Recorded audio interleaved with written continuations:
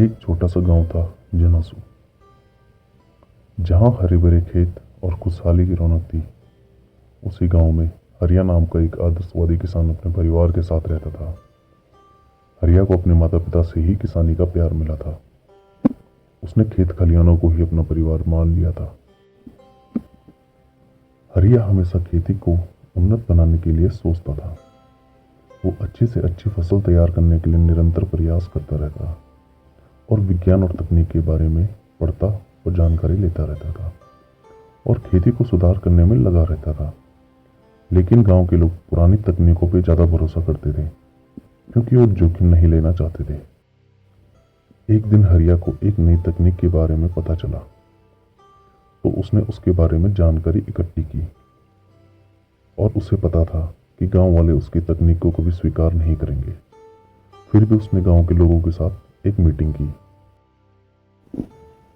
हम सब लोगों को पता है कि हम आज भी पुरानी तकनीकों से खेती करते हैं, जिससे कि हमारा उत्पादन निरंतर वर्ष दर वर्ष घट रहा है।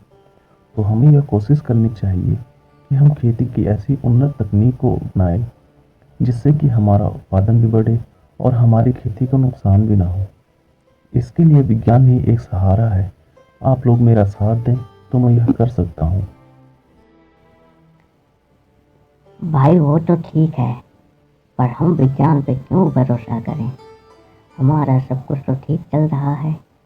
जितना हमें चाहिए उतना अनाज हमारी खेती से पैदा हो रहा है, तो भला हम क्यों खेती करने के तरीकों में बदलाव करें? मेरे हिसाब से तो जैसा चल रहा है हमें उससे ज़्यादा फेर बदल न करके सामान्य खेती ही करनी चाहिए।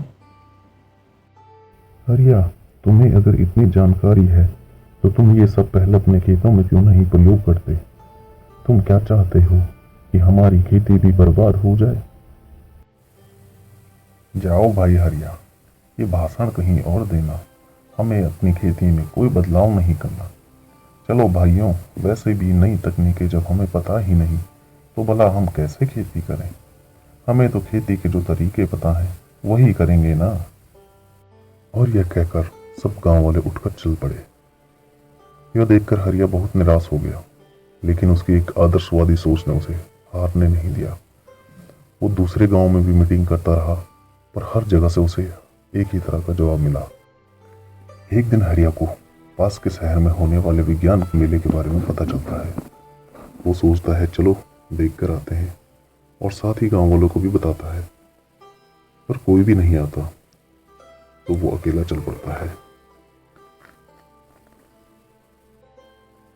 वो मेले में पहुंचकर भिन्न भिन्न प्रकार की तकनीकें और यंत्र देखता है तथा मेले में आए हुए वैज्ञानिकों से भी मिलकर बात करता है। वो सब उसकी बातों से बहुत प्रभावित होते हैं तथा उसे उन चीजों में सुधार की बात करते हैं। फिर हरिया अपने गांव वापस आ जाता है और सोच विचार करके एक बार फिर से गांव वालों के साथ मीटिंग रखता है। इस बार वो पूरी तैयारी के साथ मीटिंग करता है और साथ ही एक प्रदर्शन भी दिखाता है जिससे सबके समझ में आ जाए। मैंने विज्ञान मेले में जाकर वहाँ बहुत उन्नत तकनीकें सीखी हैं और मैं यह भरोसा दिलाता हूँ कि अगर हम अपनी खेती में ये तकनीकें अपनाएंगे तो यकीनन हमें अच्छा उत्पाद मिलेगा। जैसा कि सरकार द्वारा भी किसानों के बढ़ावे के लिए निरंतर प्रयास किए जा रहे हैं, तो अगर हमारा उत्पादन ज़्यादा होता है और साथ ही गुणवत्ता वाला भी होता है तो हम ये सब चीज़ें बाज़ार में उचित मूल्य पर बेच सकते हैं, जिससे कि हमारी ज़रूरत भी पूरी हो जाएगी और साथ ही थोड़ा बहुत आर्थिक सहायता भी हो जाएगी। गांव वाले उसके प्रदर्शन को देखकर साथ ही उसकी बातें सुनकर बहुत प्रभावित होते हैं और उससे माफ़ी मांगते हैं। हरिया भाई, हमें माफ़ कर दो। हमें नहीं पता था कि हम इतनी उन्नत तकनीकों से किसानी कर सकते हैं। हमें जो भी हमारे पूर्वज सिखा गए हम उसे बदलना नहीं चाहते थे।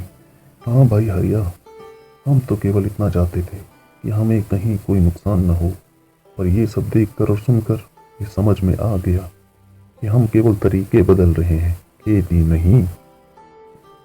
अब हरिया बहुत खुश हो जाता है।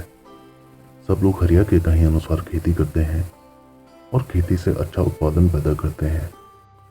इस तरह हरिया की सोच ने उसे और उसके गांव को एक नई दिशा दिखा दी और अब वो सब आसपास के गांवों में भी उन्नत खेती के लिए प्रेरित करने लग गए। इस कहानी से हमें यह सीख मिलती है कि हमें निरंतर प्रयास करते रहना चाहिए, क्योंकि प्रयास करने से ही एक न एक दिन हमें सफलता मिलेगी। इसीलिए प्रयास करते रहिए और कभी भी हार नहीं माननी चाहिए।